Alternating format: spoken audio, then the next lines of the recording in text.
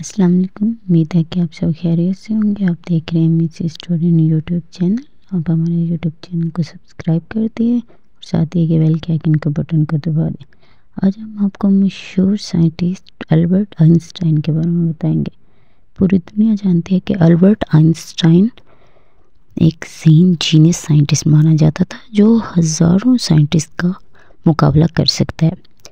جو بات ہم سوچ بھی نہیں سکتے، اس نے وہ بات سوچی، سمجھی اور اس کا سلوشن دنیا کو دیکھ کے حیران کر دیا۔ وہ ایک فزکس میں ماہر تھا۔ انہوں نے تھیوری آف ریلیٹیوٹی E=mc² پیش کی اور فوٹو الیکٹرک ایفیکٹ کے بارے میں بتایا، جس کی وجہ سے انہیں نوبل پرائز دیا گیا۔ یہ بات پوری دنیا جانتی تھی کہ البرٹ آئنسٹائن کا دماغ باقی عام لوگوں اور سائنٹسٹ سے مختلف ہے، اور یہی بات آئنسٹائن کو بھی پتہ تھی۔ اس لیے انہوں نے ہدایت دے رکھی تھی کہ ان کے مرنے کے بعد ان کا دماغ کسی بھی صورت اٹوپسی کے لیے یوز نہ کیا جائے۔ لیکن وہی ہوا جو انہیں ڈر تھا۔ 18 اپریل 1955 میں جب ان کی ڈیتھ ہوئی، اٹوپسی کے لیے ہاسپٹل لایا گیا تو ڈاکٹر نے چوری کر کے ان کا دماغ لے لیا تاکہ وہ جان سکیں کہ باقی لوگوں سے آئنسٹائن کا دماغ کس طرح مختلف ہے۔ البرٹ آئنسٹائن کا دماغ بہت زیادہ تحقیق اور قیاس آرائیوں کا موضوع رہا ہے۔ البرٹ آئنسٹائن کا دماغ ان کی موت کے 7.5 گھنٹے کے اندر نکال دیا گیا تھا۔ دماغ میں اس کی ظاہری باقاعدگی یا بے قاعدگیوں کو عام یا ریاضیاتی ذہانت کے ساتھ نیورو اناٹومی میں ارتباط کے بارے میں مختلف نظریات کی حمایت کرنے کے لیے استعمال کیا گیا۔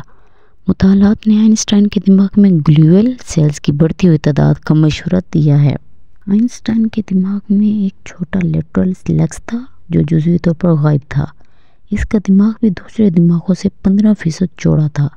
ریسرچرز کا خیال ہے کہ دماغ کی ان منفرد خصوصیات نے ریاضی اور فزکس کے بارے میں بہت ساری معلومات اور ذہانت بڑھا۔ 1955 میں البرٹ آئنسٹائن کی موت کے بعد پوری دنیا کے سائنسدان اس کے دماغ کا ایک ٹکڑا حاصل کرنے کے موقع ڈھونڈنے لگے۔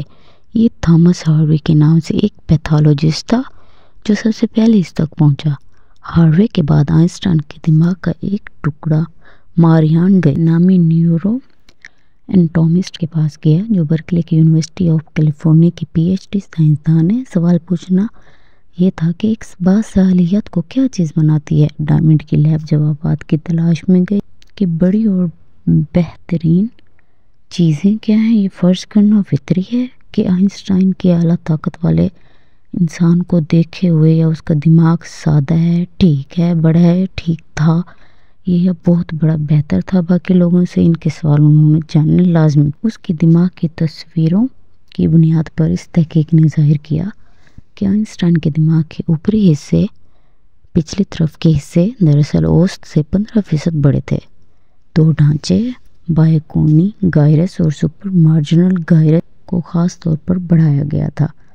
یہ علاقے اگرچہ IQ کے ساتھ بہت کم تعلق کے لیے جانا جاتا ہے، ریاضی کی قابلیت صلاحیتوں کے ٹیسٹ پر غیر معمولی ایسوسی ایشن بناتے وقت انتہائی فعال ہو جاتے ہیں۔ یہ دماغ اور لوگوں سے ذرا مختلف تھا۔